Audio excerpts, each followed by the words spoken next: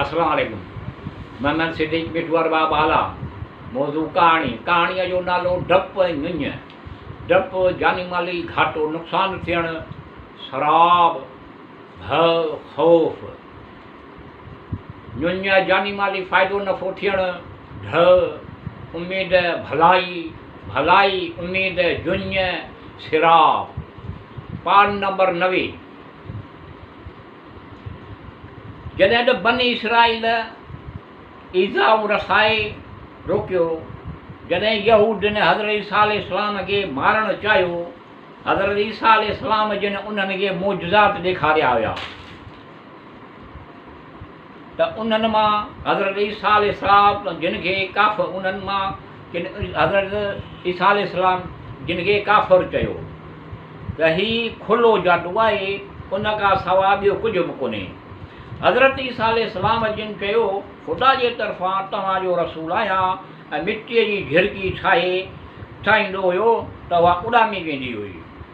शरीयत ईसा हीअ थी चुकी, इहो ख़ुदा खे यगाना परस्ती, उन जी इबादत में ख़ुलूस, तरके रिया ऐं जो कुझु हज़रत नूह अलैहिस्सलाम, हज़रत इब्राहिम अलैहिस्सलाम ऐं हज़रत मूसा अलैहिस्सलाम जिन तइलीम ॾिनी हुई, उन जे तमामु उमूर जे तबलीग ते मबूस थियो हुयो। ख़ुदा उन ते इंजील नाज़िल फरमाई ऐं चंद अहद उन खां वरिता जेके ॿियनि पैगंबरनि खां वरिता हुया, ऐं तौरेत में उन लाइ थियलु हुयो निमाज़ क़ाइमु करियो ऐं ज़कात ॾियो ऐं नेकियुनि जो हुकुम करियो। ईअं उन्हनि खां माण्हुनि जी बुराइयुनि खां माण्हुनि खे रोकियो ऐं हराम खे हराम ऐं हलाल खे हलाल करार ॾिनो। ऐं इहो बहुकुम ख़ुदा उनखे फ़र्ज़ करार ॾिनो। इंजील में नसीहतूं बेमिसाल हुआ, नसीहतूं ऐं मिसाल हुआ। उन्हनि में तज़ीरात ऐं अहकाम हुदूद ऐं फ़र्ज़ ऐं मीरास कोन हुया, ऐं जो तौरेत में सख़्तु अहकाम हुया, उन्हनि मां बैज़ में ख़ुदा तहफ़ीज़ फरमाई हुई। जीअं क़ुरान में फरमायो आहे त हज़रत ईसा अलैहिस्सलाम चयो त आऊं उन लाइ मबूस थियो आहियां, बैज़ शयुनि खे तव्हांजे लाइ हराम हुयूं उन्हनि खे हलाल करार ॾियां। ऐं जेके माण्हू हज़रत ईसा अलैहिस्सलाम जिन ते ईमान आंदो हुयो, हज़रत ईसा ईमान आणींदो हुयो, हज़रत ईसा अलैहिस्सलाम उन्हनि खे तौरेत ऐं इंजील ॿिन्ही ते ईमान आणण जो हुकुम ॾिनो।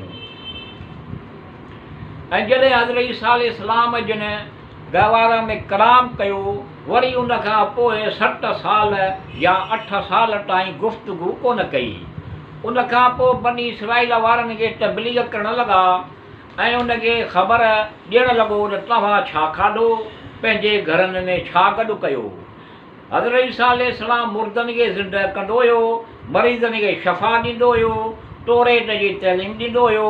उन्हनि माण्हुनि खे ख़ुदा चाहियो त बनी इसराइल ते हुजत तमामु करे, त इंजील हज़रत ईसा अलैहिस्सलाम जिन ते नाज़िल फरमाई मनक़ूल आहे त हज़रत ईसा अलैहिस्सलाम जो पथर जो विहाणो रखंदो हो, थुल्हा कपिड़ा पाईंदो हो। हज़रत ईसा अलैहिस्सलाम संदसि ख़ुतबनि में बनी इसराइल जे विच में पढ़ंदो हुयो, फरमायो मूं उन हाल में सही कई, मुंहिंजा ख़ादम मुंहिंजा ॿई हथ, मुंहिंजी सुवारी मुंहिंजा ॿई पेर आहिनि, मुंहिंजो फ़र्श ज़मीन विहाणो पथर मग़रिब मशरिक़, ऐं घुमणु फिरणु सैर सियाह करणु। हज़रत ईसा अलैहिस्सलाम लाइ गाह ख़ुशबू फल मेवा हुआ,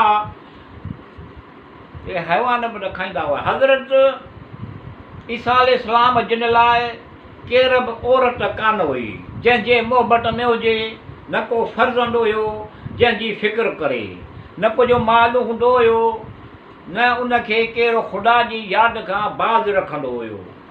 कंहिंजे लालच न कंहिंजी लालच हुई, न उनखे ज़लील कंदो हुयो। तव्हां सुवारी ॿई पेर, तव्हांजी सुवारी ॿई पेर हज़रत ईसा अलैहिस्सलाम जा ख़ादम उन जा ॿई हथ हुया। हज़रत ईसा अलैहिस्सलाम ख़ुतबनि में चवंदो हुयो त मुंहिंजो लिबास ग़िज़ा बुख, मुंहिंजो लिबास ख़ुदा जो ख़ौफ़। ज़मीन ते गाह हैवान खाईंदा बि हुया, ज़मीन ते गाह हैवान बि खाईंदा हुया। सुबुह थींदी आहे त उन वटि कुझु कोन हूंदो हुयो, उन वक़्तु कुझु बि कोन हूंदो हुयो। चवंदो हुयो लेकिन पर ज़मीन ते केर बि हज़रत ईसा अलैहिस्सलाम जहिड़ो ग़नी कोन्हे ऐं न हज़रत ईसा जहिड़ो बेनियाज़ आहे।